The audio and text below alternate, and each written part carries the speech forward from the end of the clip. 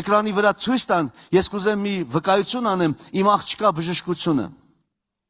Հնարավոր է որ միացնեն։ Սա իմ աղջիկն է, 14 տարեկան, անունը Ման է։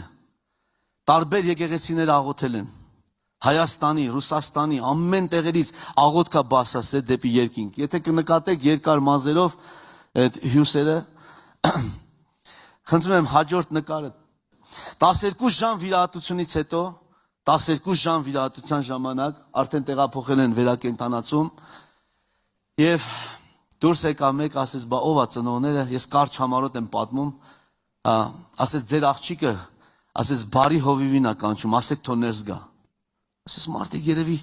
իմ ապրումների հետ են խաղում, որ բարի հովիվին ասեք թող ներս գա։ Ես արագ ներս մտա եւ եկա տեսա իմ աղջիկա շուրթերը ինչ-որ բան են խոսում։ Ականջս դրեցի իր բերանին մոտեցեցի, իր մոտ 4 ստադիա չարվորակ ռակ հիվանդություն էր։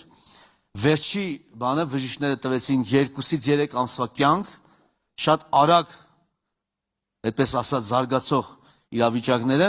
եւ ասեցին, որ ձեր աղջիկը այսքան կյանք ունի։ Եվ 12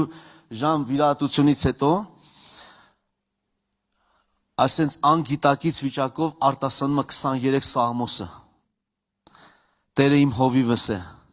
ես բանի մկարոտություն պիտի չունենամ։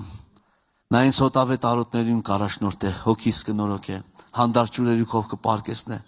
Եվ եթե շարունակում թե մահվան շուքի ձորով անցնեմ, չարեմ պիտի չվախնամ, քանզի դու ինձ հետ ես։ Ասում եմ մեկ անգամ, վերջացնում եմ երկրորդը, երրորդը, չորրորդը, հինգերորդը։ Ես այդտեղ չդիմացա, գոռացի, ասի՝ «Փառք քեզ, բարի հովիվ, որ դու իմ աղջկաս հետ ես»։